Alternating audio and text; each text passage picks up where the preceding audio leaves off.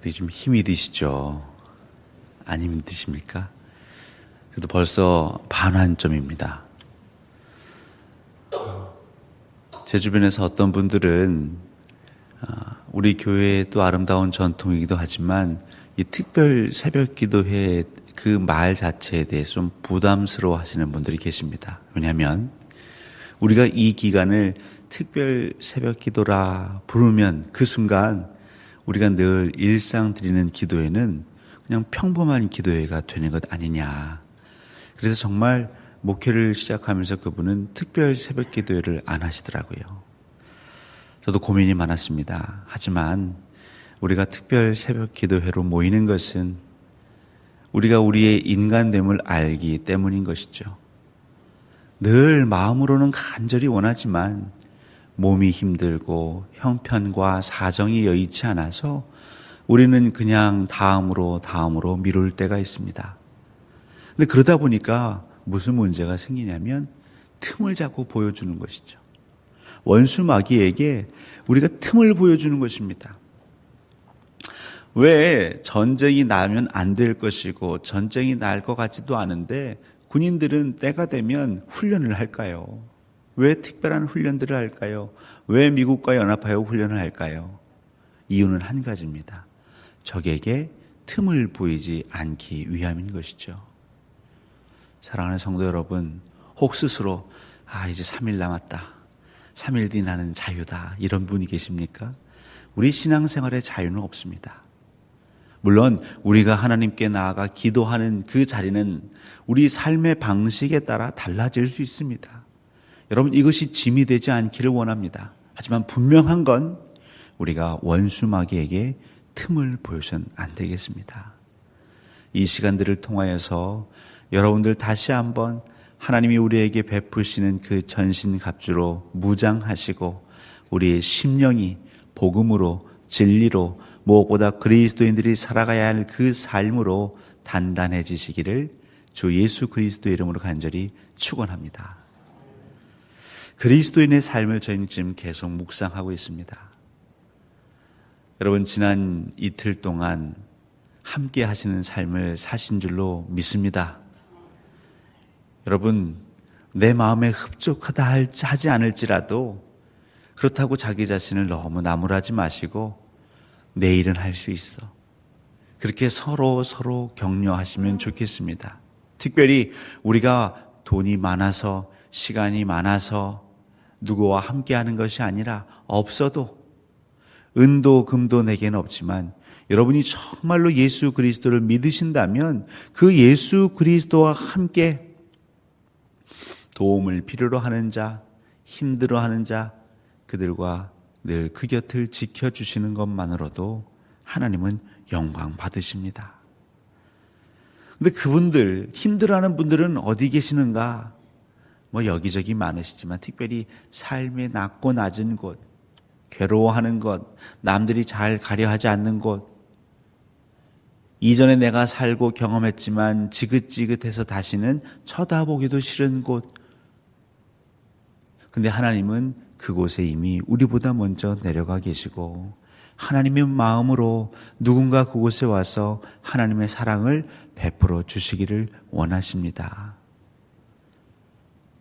여러분들이, 제가, 이 광주 동산교회가 해야 할 삶의 방향성은 항상 낮고 낮은 곳. 그러면 저희가요, 교만해질 틈이 없습니다. 우리가 겸손해지고 싶어서가 아니라 그냥 낮고 낮은 곳, 예수 그리스도의 영이 하늘 보좌를 다 뒤로 하시고 이 땅 제일 낮은 곳으로 오셨던 그 모습 따라 살다 보면요, 그냥 겸손은 우리에게 맺혀지는 열매가 되는 것이지요. 오늘은 선한 일을 도모하라는 말씀을 묵상하고자 합니다. 여러분, 이 도모하라는 말은 프로노에오라는 헬라어를 썼다고 합니다.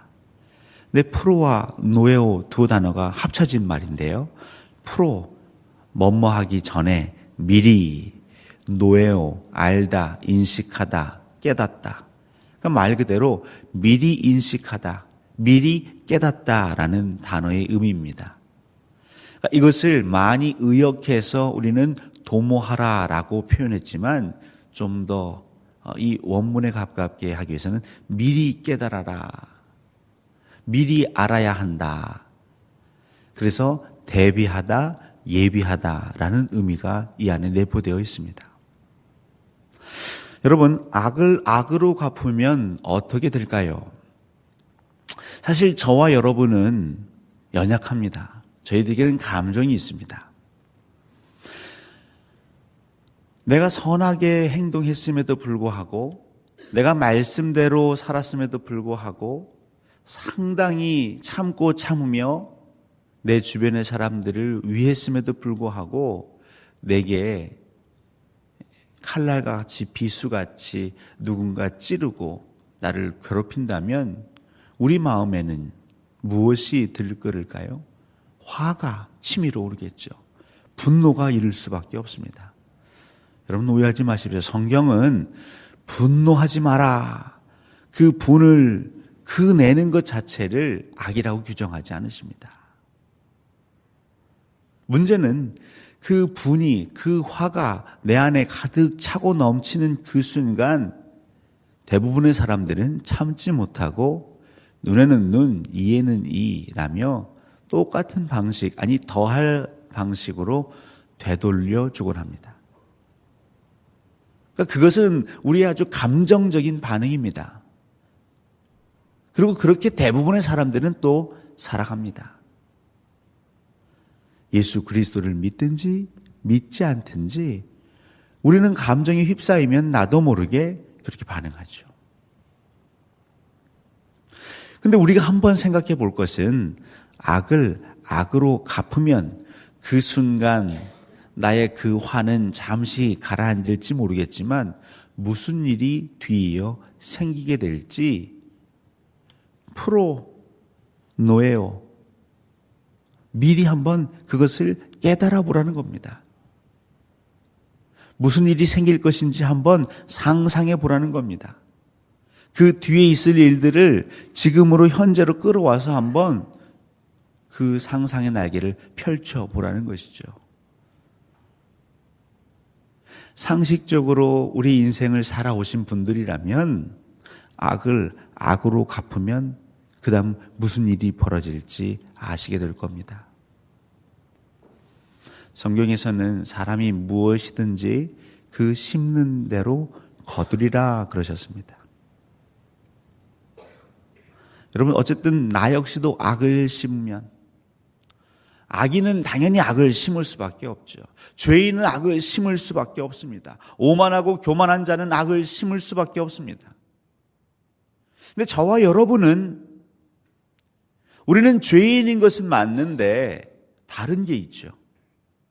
예수 그리스도의 보혈로 거듭났습니다. 저와 여러분은 하나님 보시기에 의인이라 칭하십니다. 세상의 많은 악인들은 아주 자연스럽게 그리고 마음에 꺼리낌도 없이 악을 심습니다. 여러분 그러면 어떤 일이 벌어질까요? 당연한 이치죠. 세상은 악으로 가득 찰 것입니다. 도모하라. 여러분 그것을요 계속 마음에 되새기는 것입니다. 여러분 세상이 악으로 가득 차면 에라 모르겠다. 이놈의 세상, 망할 놈의 세상, 될 대로 되라. 순간순간 그런 마음이 있을지 모르겠지만 예수 그리스도와 동행하면 그 마음이 우리를 편치 못하게 하죠.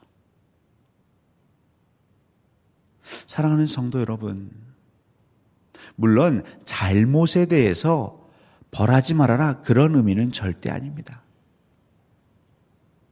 잠언 13장 24절입니다. 매를 아끼는 자는 그의 자식을 미워함이라 자식을 사랑하는 자는 근실이 징계하느니라. 여러분 사랑하면 반드시 징계해야 합니다. 그런데 그 징계는 악을 악으로 갚는 건 아닙니다. 부모님들이 혹은 선생님들이 그 잘못한 아이를 바로 잡는 그 과정 중에 가장 큰 실수는 무엇이냐면 그 아이의 잘못 혹은 그 학생의 잘못, 그로 인해서 내 마음이 흔들릴 때가 있죠. 요동칠 때가 있습니다. 분이 막 일어날 때가 있습니다. 근데 교사라는 또 부모라는 미명하에 매를 듭니다. 근데 그 아이에게 매를 댈 때에 분노로 매를 댈 때가 있죠. 사랑으로 매를 대지 않고 분노로, 원망으로, 짜증으로 매를 댈 때가 있습니다. 그것은 악을 악으로 갚는 것입니다. 징계는 하되 우리 안에 있는 악을 제거해야 하는 것이죠. 제가 중학교 다닐 때 저희 학교에 음악 선생님이 한 분 계셨습니다. 근데 그분은 정말 지독하셨습니다. 제가 학교 다닐 때만 해도 죄송합니다. 제가 학교 다닐 때 그때도 국어, 영어, 수학 그 과목이 중요했고 음악, 미술, 체육은 그렇게 중요하지 않았습니다. 그런데 이분은 저희들이 음악 시간에 예습을 안 해오면 불같이 화를 내셨습니다. 우리가 배워야 할 곡이 있으면 개 이름을 외워야 합니다. 책을 다 덮고 개 이름을 외우라고 하는데 립싱크하는 애들을 얼마나 그렇게 잘 잡아내시는지. 입만 뻥긋뻥긋하면 한 명씩 불러내십니다. 앞에 세웁니다. 그럼 그걸로 끝나는 게 아니고요. 그 다음에는 리듬 읽기를 하십니다. 뭐 한 박자는 딴 이렇게 해서 리듬 읽기를 하는데 그것도 제대로 연습 안 해오면 앞으로 불러내십니다. 그리고는 한 명씩 빠따를 치시는데요. 뭐 바람 소리가 나는 정도로 막 몽둥이를 휘두르십니다. 그러면 한 대 맞고 끝나는 게 아니고요. 맞으면 교실을 한 바퀴 뛰어돌아서 다시 그 자리에. 그럼 또 맞고 선생님께서 됐다 할 때까지 맞는 거죠. 처음엔 이해가 되지 않았습니다. 아니 음악인데 국어, 영어, 수학도 아니고 음악인데 왜 저렇게 호들갑이실까? 그런데 신기한 건 스승의 날만 되면 교무실에 그 선물이 산더미같이 쌓여있는 선생님 자리가 있는데 그게 누구실까요? 제가 지금 답을 거의 다 말씀드렸죠. 그 음악 선생님이신 거예요. 여러분 이해가 되십니까? 음악 시간이 되면 모든 아이들은 초긴장입니다. 근데 제가 지금 추억해 보면 맞으면서도 웃으면서 맞았습니다. 엄청 아팠거든요. 뛰면서 웃고 맞으면서 웃고 엉덩이선 불이 나고. 글쎄요. 모르긴 해도 그 선생님은 저희들을 정말 사랑하셨습니다. 그냥 그것이 말하진 않았습니다. 표현되는 것은 이렇게까지 하실 필요가 있을까? 납득이 되지 않는 비상식적인 삶이었지만 근데 우리 반 아이들뿐만 아니라 전교생들이 마음으로 느낄 수 있었습니다. 이분은 우리를 사랑하시는구나. 제가 자라오면서 부모님께 감사한 것도 있고 아쉬운 것도 있고 그래서 나는 아이를 낳으면 정말 잘 키워야지. 그 아이가 상처나지 않도록 흠나지 않도록 잘 키워야지. 근데 이것은 저의 생각이었고요. 이것이 제 안에 훈련되지 않다 보니까 한 번, 두 번 참다가 못 참을 때가 있습니다. 지금도 우리 큰아들 현빈이에게 미안한 것은 그 아이가 아주 어렸을 때입니다. 글쎄요, 한 4살 정도 됐을 때일까요? 근데 자꾸 고집을 피우고 너무 화를 나게 하는 것이죠. 그래서 지금 제가 너무너무 돌이킬 수 없는 미안함이지만 한 2번 정도 못할 짓을 했습니다. 이 화가 나는 것을 그 아이의 잘못됨을 사랑으로 징계하는 쪽으로 간 게 아니라 그 화를 폭발해버린 거죠. 한 번은 집에 있을 때 너무 고집을 피우고 말을 안 들으니까 너 그럼 집 나가 하면서 그 어린아이 손을 끄집어내서 문 밖에 놓고 문을 닫아버렸습니다. 또 한 번은 할아버지 집에 가는 길에 휴게소에서 너무 마음이 편치 않아서 그냥 차에 그냥 밖으로 밀어내고 문을 또 닫아버렸습니다. 그래서인지 알게 모르게 현빈이와 제 사이에는 조금 담이 있는 것 같습니다. 아, 아빠가 나를 사랑해서로구나 그렇게 한 게 아니라 저의 분노가, 저의 성숙하지 못함이 그 아이에게 흠집을 낸 것이죠. 사랑하는 성도 여러분, 우리가 악에 대해서, 죄에 대해서는 분명 징계를 해야 합니다. 근데 많은 사람들이 이 징계를 착각합니다. 하나님이 우리에게 매를 대십니다. 회초리를 대십니다. 이스라엘 백성들에게 진노의 막대기를 드시는데 그건 분명히 죄에 대한 미움과 더불어 그 백성을 사랑하시기 때문에 포기하지 않고 그 백성을 연단하시려고 하나님께서는 매를 대십니다. 그렇기 때문에 우리 그리스도인들은 항상 도모해야 하는 것이죠.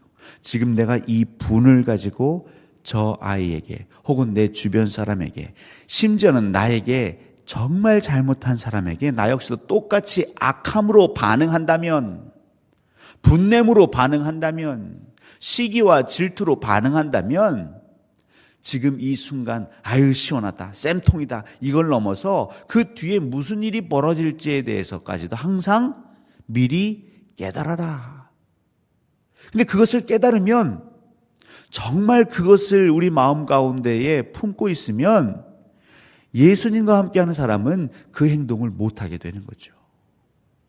심은 대로 거두게 되는 걸 알게 되면 내가 이 분노로 지금 이 순간 심으면 여러분 심겨진 걸 거둘 수가 없습니다. 물잔에 담겨진 물이 쓰러지면요.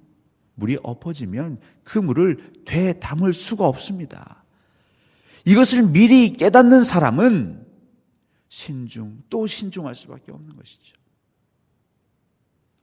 어떤 의미에서 그리스도의 삶은 그래서 농부와 같습니다. 여러분 농부의 삶, 새벽부터 그 저녁까지 정말 땀으로 눈물로 씨를 뿌립니다. 근데 씨를 뿌리는데 이 씨가 바로 반응하지 않습니다. 그런데도 콧노래를 부르면서 그렇게 즐겁게 일할 수 있는 농부는 왜 그럴까요? 선한 일을 도모하기 때문이죠. 지금 내 흘리는 땀이 이 뿌려진 씨가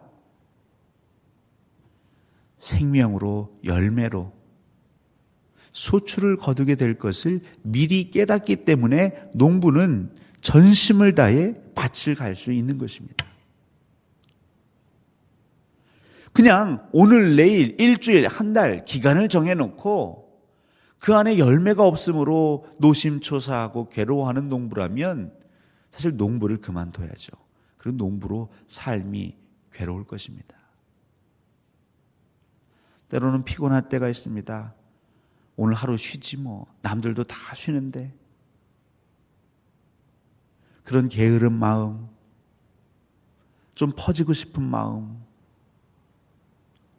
그런데 농부가 그렇게 하지 않는 것은 지금 하루 게으르면, 내가 지금 한번 내 몸이 편하고자 내려놓으면 이 일들이 앞으로 어떻게 될 것인지를 농부는 너무 잘 알기 때문에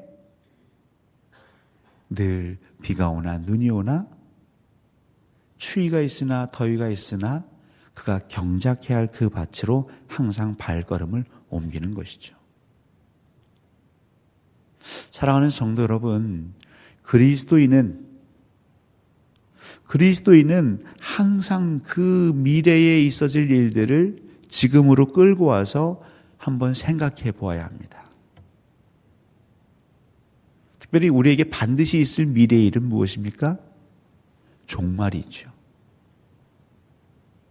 저와 여러분들이 반드시 한 번은, 특별히 예수 그리스도를 믿으나 믿지 않으나 모든 인류가 반드시 경험하게 되는 한 가지 사건이 있는데 그것은 종말입니다. 심판입니다. 그때를 생각하십시오. 농부가 추수 때를 생각하는 것처럼 우리 모든 그리스도인들은 심판의 때를 생각해야 할 것입니다. 그 심판, 하나님 보좌 앞에 나아갈 그 심판의 때를 생각하면서 오늘 하루하루를 살아가는 것, 그것이 선한 일을 도모하는 데 있어서의 비결이요, 요령입니다. 하나님을 생각하면, 그 하나님 보좌 앞에 심판대 앞에 가게 될 것을 생각하면 아무리 내 옆에 그 누구가 나에게 악으로, 나에게 부당하게 대우했다 할지라도, 분노가 치밀어 오른다 할지라도 이것을 내가 악으로 갚았을 때, 악을 심었을 때 이 모든 것이 그 하나님 심판대 앞에서는 결산이 되는 것이죠. 예수님께서는 채찍에 맞으셨습니다. 하지만 그 채찍에 맞았다는 이유만으로 우리 이 땅에 있는 인류에게 그 채찍을 휘두르지 않으셨습니다. 못 박히시고 창에 찔리시고 가시관 쓰셨지만 그렇다고 해서 그 로마 병사들을 일렬로 세워 그들에게 보복하지 않으셨습니다. 사랑하는 성도 여러분, 우리가 지내다 보면 정말 참을 수 없는 원통함이 있죠. 이걸 죽여 살려 하면서 두 팔을 걷어붙이고 이판사판 너 죽고 나 죽자 할 때가 참 많습니다. 그 마음 자체는 어찌 보면 당연하고 자연스러운 것입니다. 하지만 아직 그것이 여러분 안에 있을 때에는 그나마 괜찮습니다. 근데 그 악을, 그 분노를, 내 상한 감정을 밖으로 표출하면 그 뒤부터는 우리가 손댈 수가 없습니다. 하나님께서는 주를 믿는 백성들이 늘 선한 일을 도모하기를 원하시는데 그것은 다른 게 아닌 것이죠. 마지막 때를 생각하며 하나님 앞에 가서 모든 것이 다 결산될 때를 생각하며 지금 그렇다면 내가 무엇을 해야 할지를 우리 그리스도인들이 묵상하길 원하십니다. 복 있는 사람은 죄인의 길에 서지 않는 것입니다. 악한 사람, 오만한 자의 삶, 그것을 답습하지 않는 것입니다. 오히려 주의 말씀을 주야로 묵상하는 것이죠. 우리 하나님께서 주신 말씀은 무엇입니까? 너희들이 포도나무에 붙어 있으면, 힘들고 괴롭지만 그 예수 그리스도 그 진리에 붙어 있으면 그곳으로 너희들이 살 수 있다 말씀하십니다. 여러분, 이것은 훈련돼야 합니다. 여러분, 악을 갚지 않고 이 악을 내가 뿌리고 심을 때에 어떤 일이 벌어질 것인지 늘 그것을 미리 깨닫고 미리 예비하고 미리 대비하는 훈련을 하셔야 할 것입니다. 제가 초등학교 때 어머니께서 학습지를 하나 시켜주셨습니다. 빨간 펜이라는 학습지인데요. 처음에는 신이 났습니다. 왜냐하면 문제가 절대 어렵지 않습니다. 제가 한 3학년, 4학년 때쯤인데 그냥 덧셈, 빨셈만 계속 푸는 거죠. 몇 페이지를. 처음에는 뭐 이렇게 쉬운 게 있어 하면서 그냥 줄줄줄 풀어나갑니다. 근데 한 달이 되고 두 달이 돼도 계속 덧셈, 뺄셈만 그 문제집에서는 시키더라고요. 한 번은 제가 가는 조금 기분이 안 좋았죠.